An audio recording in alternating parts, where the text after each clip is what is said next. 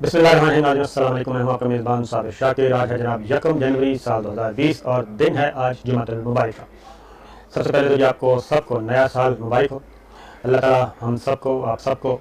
नए साल की खुशियाँ मुबारक करे, ज़्यादा से ज़्यादा खुशियाँ दे और ख़ास तौर पे पाकिस्तान को मज़ीद तरक्की और खुशहाली दे, नज़र बद से बचाए। तो मैं आपसे भी यही गुजारिश करूँगा कि जब भी दुआएं मांगें, अपने लिए भी तो मांगी ही मांगी हैं, लेकिन अपने मुल्क पाकिस्तान के लिए ज़रूर दुआएं मांगें और मुसलमानों के लिए दुआएं मांगें। जहाँ जहाँ मुसलमान ज़ेर अताब हैं, महकूम हैं, अल्लाह ताला उनको आज़ादियाँ नसीब करे, उनके लिए आसानियाँ पैदा करे। दुनिया के जिस जिस कोने में जहाँ जहाँ मुसलमान जुल्म और सितम का शिकार हैं, उनको अल्लाह ताला आसानियाँ दे। तो पाकिस्तान के लिए ज़रूर दुआ कीजिएगा। अब ज़रा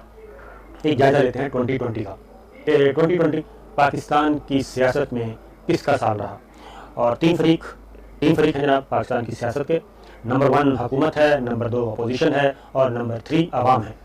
अब ज़रा बात करते हैं हुकूमत। वज़ीर-ए-आज़म इमरान खान, इनको गिराने के लिए जनाब 2020 में भरपूर हमले किए गए और ये भरपूर हमले किए गए पाकिस्तान डेमोक्रेटिक मूवमेंट से। और ख़ास तौर पे 2019 में यानी कि 2019 में अपोजिशन का इत्तेहाद वजूद नहीं रखता था, लेकिन 2020 में न सिर्फ अपोजिशन का इत्तेहाद हमारे वजूद में आया, PDM, बल्कि पाकिस्तान पीपल्स पार्टी, मुस्लिम लीग नवाज़, जमीयत उलमा इस्लाम, ANP, अशरफ रईस साहब, न जाने कौन कौन सी 11 जमातें इकट्ठी हो गई और उन्होंने PDM बनाया और हुकूमत को गिराने के लिए मैदान में उतरे। और हुकूमत को गिराने के लिए मौलाना फजलुर रहमान साहब ने पहले तनहा धरना दिया, लॉन्ग मार्च किया और उस धरने और लॉन्ग मार्च के नतीजे में आसिफ अली जरदारी साहब जेल से बाहर आ गए, उनकी ज़मानतें हो गई और जनाब नवाज शरीफ साहब उस धरने और लॉन्ग मार्च के नतीजे में बैरून मुल्क चले गए लंदन और 2020 ख़त्म हो गया और वो लंदन से वापस नहीं आए। तो अगर ये कहा जाए कि मौलाना फजलुर रहमान साहब का जो धरना था लॉन्ग मार्च का और लॉन्ग मार्च धरना, उसका सबसे ज़्यादा फ़ायदा किसको हुआ, और वो फ़ायदा हुआ जनाब नवाज शरीफ साहब को और मरियम सफदर साहिबा को। नवाज शरीफ साहब लंदन चले गए और मरियम सफदर साहिबा की भी जेल से ज़मानत हो गई और वो उन्हीं दिनों में हुई जिन दिनों में ये धरना था, उन्हीं दिनों में, और उस धरने के नतीजे में ही ये सब कुछ हुआ। और मौलाना फजलुर रहमान साहब पीछे मुड़कर देखते रहे कि जनाब उनको जिन्होंने मैदान में उतारा था और वादे वईद किए थे लंबे चौड़े, वो कहाँ गए। पीपल्स पार्टी ने उनको बड़े ही चाव से, बड़े प्यार से उनको सिंध से रुखसत किया और पंजाब के बॉर्डर पे जाके उनसे अल्लाह हाफिज़ कहा कि जनाब अब पंजाब शुरू हो गया है और पंजाब में आपकी मेज़बानी करेंगे जनाब नवाज शरीफ साहब, शहबाज शरीफ साहब, मुस्लिम लीग नवाज़, यानी कि वो करेंगे।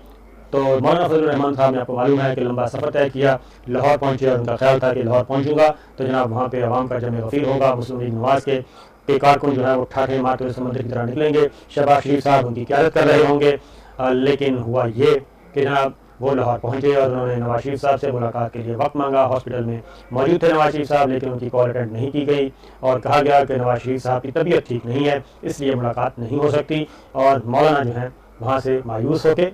जनाब रवाना हुए और इवन वहाँ पे शहबाज शरीफ साहब भी उनको नज़र नहीं आए, धरना लेके आ गए इस्लामाबाद आते हैं। शहबाज शरीफ साहब सिर्फ एक दफ़ा पेयर होते हैं, तकरीर करते हैं और उसके बाद गायब हो जाते हैं, ऐसे जैसे गधे के सर से सींग। फिर जनाब मामलात बैकडोर चैनल पे गपशप चलती है, बातचीत चलती है और इस सारे मामले में नवाज शरीफ साहब हॉस्पिटल से पहुँचते हैं, जेल से हॉस्पिटल और हॉस्पिटल से पहुँचते हैं घर, और ज़मानत के बाद बैरून मुल्क रवानगी। और उसी दौरान मरियम सफदर साहिबा अपने वालिद की अयादत के लिए उनको बहुत ज़रूरत थी, उन्हीं ग्राउंड्स पे उनकी ज़मानत होती है, लेकिन नवाज शरीफ साहब जा चुके और मरियम सफदर साहिबा के बारे में किसी ने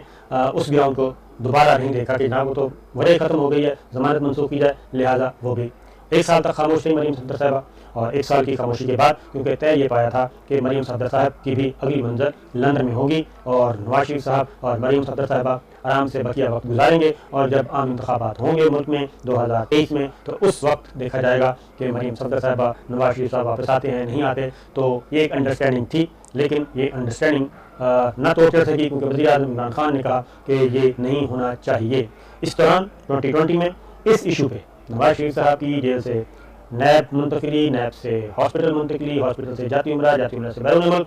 इस मसले पे इमरान खान साहब की इस्टेब्लिशमेंट के साथ थोड़ी सी कुटी भी हुई कुछ अर्से के लिए, और थोड़ी सी नाराज़गी और रंजीदगी और कशीदगी तो नहीं कहना चाहिए, थोड़ा सा दिल रंजीदा हुआ था। और इसमें ये था कि ये नहीं होना चाहिए था, क्योंकि अगर इनको NRO दिया गया, इनके साथ कोई रियायत की गई तो पाकिस्तान का बहुत ज़्यादा नुकसान होगा और वो नुकसान नहीं होना चाहिए। लिहाजा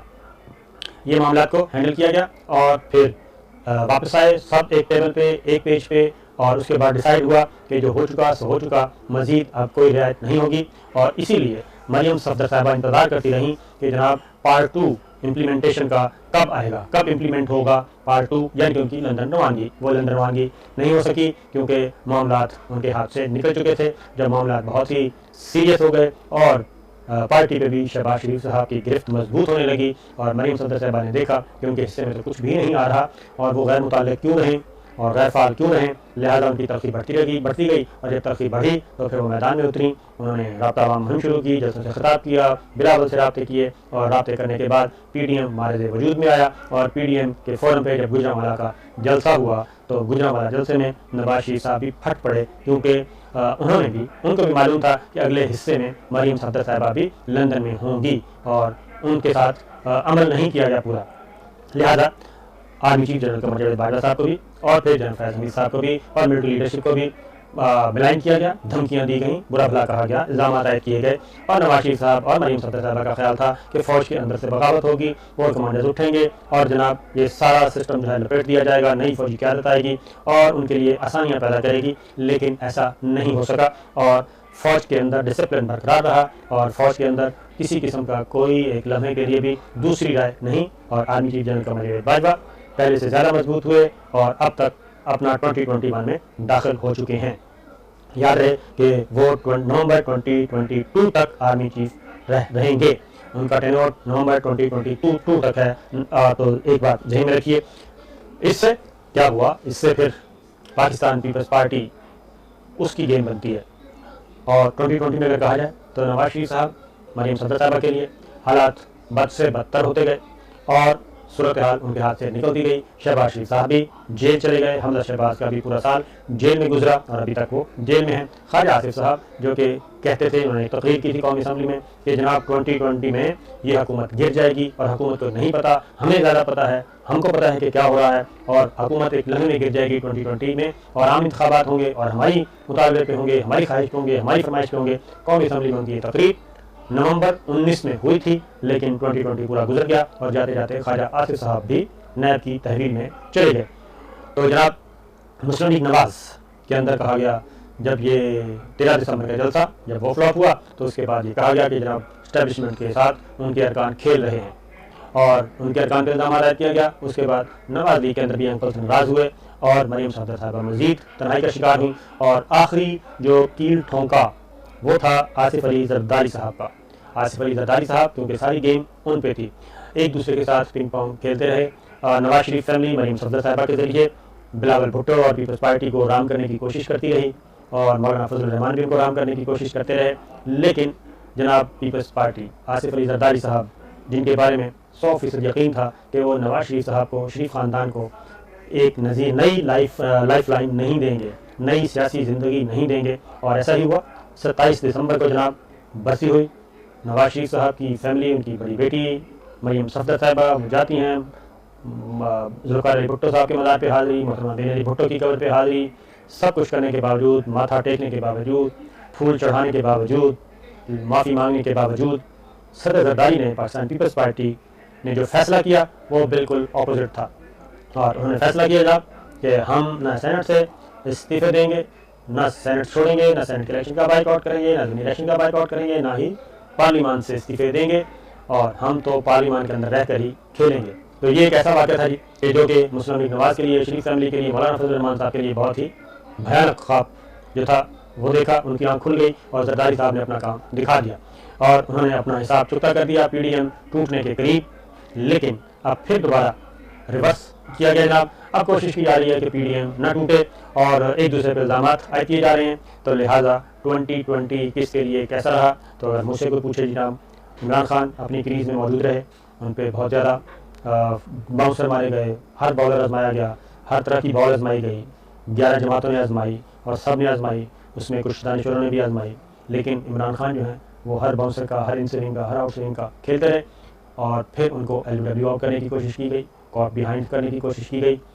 امپائر نہیں مانا، پھر لیگ امپائر سے کہا گیا کہ جناب آپ فیصلہ دے دیں، لیگ امپائر بھی نہ مانا، پھر تھرڈ امپائر سے رابطہ کیا گیا، دنیا کے دیگر امپائر کے ساتھ رابطہ کیا گیا، جناب آپ میدان میں اتریں، اس وکٹ کو گرائیں، لیکن پی ڈی ایم کو कहीं से कोई मदद ना मिली और नवाज शरीफ साहब को, शरीफ ख़ानदान को, मौलाना को, अरशद साहब को कहीं से मदद नहीं आई और थर्ड अंपायर के फैसले का भी इंतज़ार करते रहे। और फिर जब थर्ड अंपायर भी नहीं माना तो फिर PDM ने क्या किया, PDM ने ऑडियंस को, अपना शायकीन सियासत को मुश्तइल करने की कोशिश की गई, उनको बगावत पे उकसाया। लेकिन शायकीन सियासत ने भी, तमाशाइयों ने भी, वर्कर्स ने भी, आवाम ने भी उनका साथ नहीं दिया। लिहाजा ये मैच 2020 में जीत गए वज़ीर आज़म Imran Khan, army chief general Qamar Bajwa, DGI general Faiz Hameed, और अपोजिशन में ये मैच जीता